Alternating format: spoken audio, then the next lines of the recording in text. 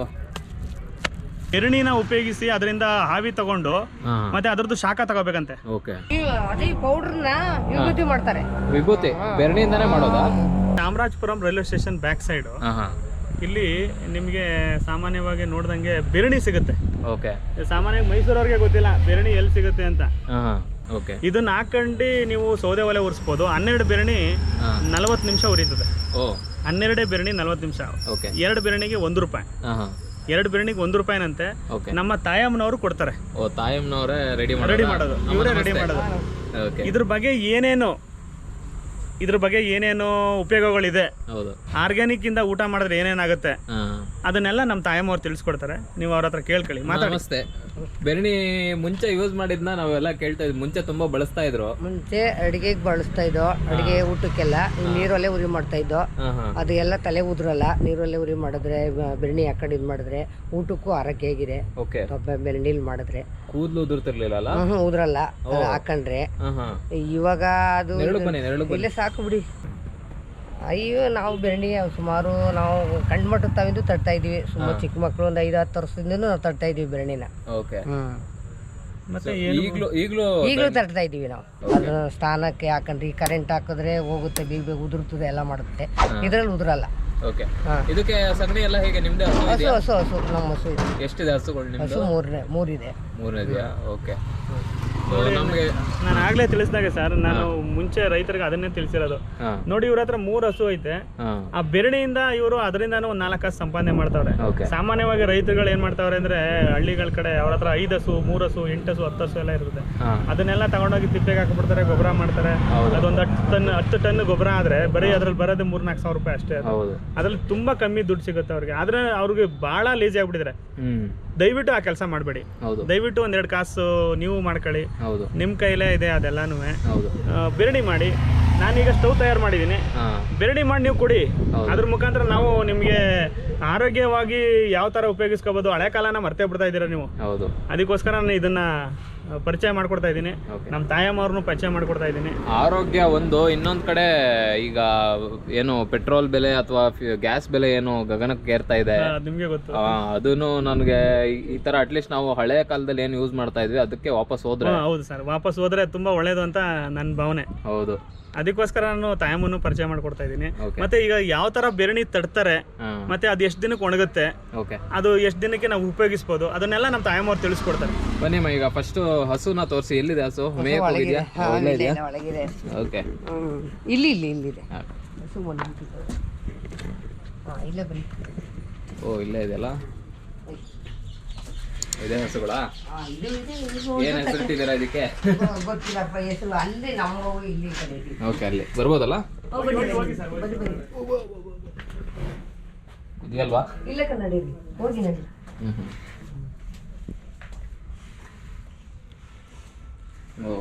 ಮಾತಾ. ಇದು ನಿಮ್ಮ ಹಸುನಾ? ಇದು ಕುಳ್ಳಿ, ಅದು ಕರಗಿ, ಅದು ಜೆರ್ಸಿ. 3 ಹಸುಗಳಿದೆ. Okay, super. ನೀವು ಹಾಲೆಲ್ಲ ಅಂದ್ರೆ ಮನೆಗೇನಾ ಇಲ್ಲ ಮನೆಗೂ ಕೊಡ್ತೀವಿ. ಡಬ್ಬದವ್ರು ಬಂದು ತಗೊಂಡೋಗ್ತಾರೆ. ಅವರು ಮಾರಕ್ಕೆ, ವರ್ತನೆಗಳಿಗೆ ಹಾಕಕ್ಕೆ. ಈಗ ಸಗಣಿ ಇಲ್ಲ ಅನ್ಸುತ್ತಲ್ವಾ? ಇಲ್ಲ, ಆಚೆ ಕಡೆ ಸುಡ್ತೀವಿ. ಆಚೆನೆ ಇಟ್ಟಿದ್ದೀರಾ? Okay okay. ತೋರಿಸ್ಕೊಡ್ತೀನಿ. ಕೊಟ್ಟಿಗೆ ಅಂತಾರಲ್ಲ ಇದು.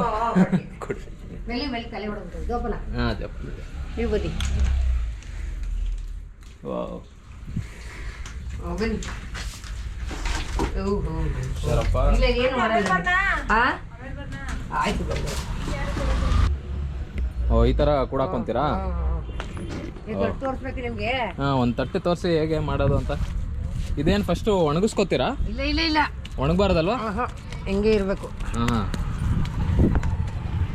ಉಂಡೆ ಮಾಡಿ ಇಲ್ಲಿ ಆಲ್ರೆಡಿ ಆಗಲೇ ತುಂಬ ಹಾಕಿದ್ದೀರಲ್ಲ.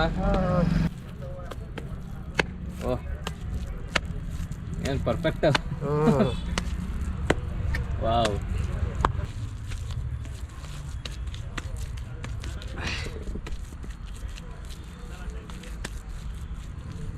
ನೀಟಾಗಿ ಬರ್ಬೇಕಲ್ಲ. ಸೊ ಫಸ್ಟ್ ಮಿಕ್ಸ್ ಮಾಡ್ಕೊತೀರಾ ಚೆನ್ನಾಗಿ? ಓಕೆ.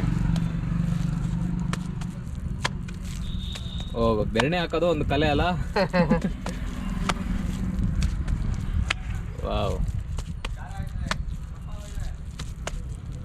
ಓಕೆ ಸಾಕು.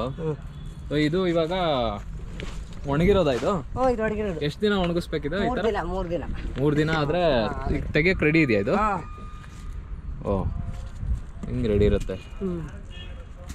ಓಹೋ ಸೂಪರ್. ಇದೆಲ್ಲ ರೆಡಿ ಇರೋದಲ್ಲ? ಇದನ್ನು ನೀವು ಬೇಕಿದ್ರೆ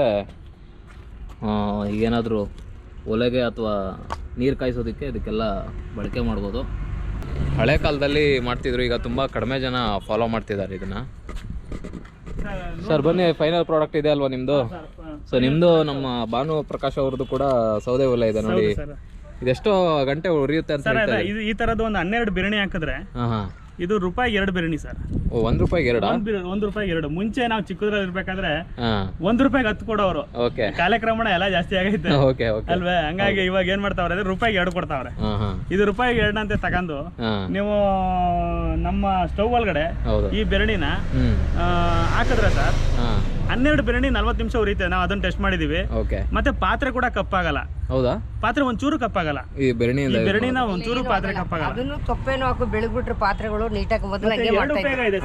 ಇದರಿಂದ ಸಗಣಿ ಇದು ಪೌಡರ್ ಐತಲ್ಲ ಇದ್ರದ್ದು, ಅದು 2 ಹಾಕಿ ಬೆಳೆದ್ರೆ ಏನೂ ಆಗಲ್ಲ. ಅದನ್ನು ಮಾಡ್ಬಿಟ್ಟಿದೀನಿ. ಅದೇ ಸರ್, ಈಗ ನಾನು ಹೇಳದ್ನಲ್ಲ ನಿಮ್ಗೆ ಮೊದಲು ಹೇಳಿದಾಗ ಇದು 12 ಬೆರಣಿ ಹಾಕಿ ನಾನು ಉಪಯೋಗಿಸಿದೆ. ಉಪಯೋಗಿಸಿದ್ಮೇಲೆ ಅದನ್ನ ತೆಗೆದು ಹಾರಾಕ್ಬಿಟ್ಟು ಅದ್ರದ್ದು ಈ ನಾವು ಗೋಧಿ ಹಸಿಟ್ಟು ಆಡ್ತೀವಲ್ಲ ಜಾಲ್ರಿ, ಆ ಜಾಲ್ರಿ ಒಂದ್ರಿ ಆಡ್ಬಿಟ್ಟು ಅದ್ರದ್ದು ಪೌಡರ್ ತಗೊಂಡು ಪಾತ್ರೆ ಬೆಳಗಿ ಸರ್, ಪಾತ್ರೆ ಹೆಂಗೆ ಶೈನಿಂಗ್ ಬರುತ್ತೆ ಅಂದ್ರೆ ಯಾವ ಪಾತ್ರೆ ಪೌಡರ್ ಇಲ್ಲ, ಅಷ್ಟು ಚೆನ್ನಾಗಿ ಪಾತ್ರೆ ನೀಟಾಗಿ ಕ್ಲೀನ್ ಆಗುತ್ತೆ. 2 in 1 ಆಪ್ಷನ್ ಇದು. ಒಂದು ಆರೋಗ್ಯ ಕಾಪಾಡುತ್ತೆ, ಒಂದು ಪಾತ್ರೆನೂ ಕಾಪಾಡುತ್ತೆ. ಆ ತರ ನಾವು ಇದೊಂದು ನಿಮ್ಗೆ ಇಂಟ್ರೊಡ್ಯೂಸ್ ಮಾಡ್ತಾ ಇದೀವಿ. ದಯವಿಟ್ಟು ಇನ್ಮೇಲೆ ಏನೋ ಎಲ್ಲಾರು ನಾನು ಕೇಳ್ಕೊಳ್ಳೋದಷ್ಟೇ, ನಿಮ್ಮೂರ್ಗಳಲ್ಲಾಗ್ಲಿ ಎಲ್ಲಾರಾಗ್ಲಿ ಹಸು ಸಾಕಿರೋರು ದಯವಿಟ್ಟು ಸಗಣಿನ ಮೋರಿಗೆ ಚೆಲ್ಲಬೇಡಿ, ಕಲ್ಸ್ಬಿಟ್ಟು ತಿಪ್ಪೆಗೆ ಎಸಿಬೇಡಿ, ಬೆರಣಿ ಮಾಡಿ. ರೂಪಾಯಿ ಗಿರಣತೆ ನೀವು ಬೆರಣಿ ಮಾರಿ, ನೀವು 1-4 ಕಾಸು ಮಾಡಿ ರೈತರುಗಳು. ಇದು ಹೊಗೆ ಎಲ್ಲ ಹೇಗೆ ತುಂಬಾ ಜಾಸ್ತಿ ಒಂದು ಚೂರು ಬರಲ್ಲ ಸರ್, ಇದ್ರಲ್ಲಿ ಹೊಗೆ ಬರಲ್ಲ, ಒಂಚೂರು ಹೊಗೆ ಬರಲ್ಲ. ಅಂದ್ರೆ ಈಗ ಕೆಲವೊಬ್ರು ಪರಿಸರವಾದಿಗಳು ಹೇಳ್ತಾರೆ ಹೊಗೆ ಕ್ರಿಯೇಟ್ ಆಗುತ್ತೆ ಹಂಗೆ ಅಂತ ಹೇಳೋ ಚಾನ್ಸಸ್. ಮತ್ತೆ ಸರ್ ಇದ್ರಲ್ಲಿ ನೋಡಿ, ಒಬ್ರು ಬೆಂಗಳೂರು ಲೇಡಿ ಒಬ್ರು ಬಂದಿದ್ರು. ಅವರು ಒಂದು ಆಯುರ್ವೇದಿಕ್ ಡಾಕ್ಟರ್ ಹತ್ರ ಹೋಗ್ಬಿಟ್ಟು ವಿಚಾರಿಸಿದಾಗ ಅವ್ರಿಗೆ ಚರ್ಮದ ಕಾಯಿಲೆ ಇತ್ತು. ಆಯುರ್ವೇದಿಕ್ ಡಾಕ್ಟರ್ ಹತ್ರ ಹೋದ್ರಂತೆ ಅವರು ಹೋಗ್ಬಿಟ್ಟು ಅವ್ರ ಹತ್ರ ಕೇಳಿದಾಗ, ನೀವು ಬೆರಣಿನ ಉಪಯೋಗಿಸಿ ಅದರಿಂದ ಹಾವಿ ತಗೊಂಡು ಮತ್ತೆ ಅದ್ರದ್ದು ಶಾಖ ತಗೋಬೇಕಂತೆ. ಆ ಶಾಖ ತಗೊಂಡಾಗ ನಿಮ್ ಚರ್ಮದ ಕಾಯಿಲೆ ವಾಸಿ ಆಗುತ್ತೆ ಅಂತ ಹೇಳಿದ. ಅವರು ಬೆಂಗಳೂರಲ್ಲಿ ಯಾವ್ದೋ ಗೆಜೆಟೆಡ್ ಆಫೀಸರ್ ಅವರು. ನನ್ನ ಹತ್ರ 2 ದಿವಸ ಮೈಸೂರಲ್ಲಿ ಉಳ್ಕೊಂಡು ನನ್ನ ಹತ್ರ ಸ್ಟವ್ ತಗೊಂಡೋಗಿದ್ದಾರೆ. ಅವರಿಂದನೇ ನಾನು ತಿಳ್ಕೊಂಡೆ ಈ ಬೆರಣಿಯಿಂದ ಏನು ಉಪಯೋಗ ಐತೆ ಅಂತ. ಸಾಕಷ್ಟು ಉಪಯೋಗಗಳಿವೆ. ಯಾಕಂದ್ರೆ ಹಸುಗಳು ಬೇರೆ ಬೇರೆ ಅಂದ್ರೆ ಹುಲ್ಲು ಸೊಪ್ಪು ಈ ತರ ತಿಂತವಲ್ಲ, ಹಸು ಕಾಮಧೇನು ಅಲ್ವಾ ಸರ್? ಏನೇ ಬಂದ್ರು ಅದ್ರ ಉಪಯೋಗನೇ. ಹಾಲು ಉಪಯೋಗ, ಸಗಣಿ ಉಪಯೋಗ, ತುಪ್ಪ ಉಪಯೋಗ, ಬೆಣ್ಣೆ ಉಪಯೋಗ. ಹೌದು.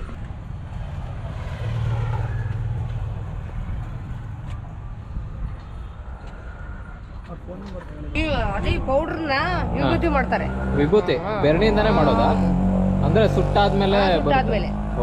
ಅಷ್ಟು ಸರ್, ನೀವು ನೋಡ್ದಂಗೆ ಈ ಸ್ವಾಮೀಜಿಗಳಿಗೆ ಊಟ ಹಾಕ್ಬೇಕಿದ್ರೆ ಸ್ವಾಮೀಜಿಗಳಿಗೆ ಸುಡಲ್ಲ, ಮಣ್ಣು ಹಾಕಿ ಮುಚ್ಚಲ್ಲ. ವಿಭೂತಿಯಿಂದಾನೇ ಅವ್ರಿಗೆ ಸ್ವಾಮೀಜಿಗಳಿಗೆ ಮುಚ್ಚೋದು ಅಂತ ವ್ಯವಸ್ಥೆ ಅವ್ರದ್ದು ಮಠದಲ್ಲಿ ಇರ್ತದೆ. ಆದ್ರೆ ಅದನ್ನ ಹೆಂಗ್ ತಯಾರು ಮಾಡ್ತಾರೆ? ಅದು ಯಾವ್ದ್ರಿಂದ ಇದರಿಂದಾನೇ ತಯಾರಾಗೋದು.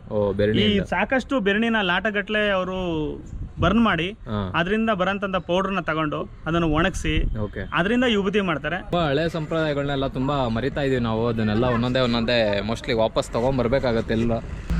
ಈಗ ಇದನ್ನ ಬೈ ಮಾಡ್ಬೇಕು ಅಂತ ಹೇಳಿದ್ರೆ ಹೇಗೆ? ಅಂದ್ರೆ ಈಗ ಮೈಸೂರಲ್ಲಿರೋರು ಯಾವ ಏರಿಯಾ? ಮೈಸೂರಲ್ಲಿ ಬೈ ಮಾಡ್ಬೇಕಂದ್ರೆ ಇದು ಚಾಮರಾಜಪುರಂ ರೈಲ್ವೆ ಸ್ಟೇಷನ್, KG ಕೊಪ್ಪಲು ಇದೆಲ್ಲ ಮನೆ ಇಲ್ಲಿ ಇರ್ತಾರೆ.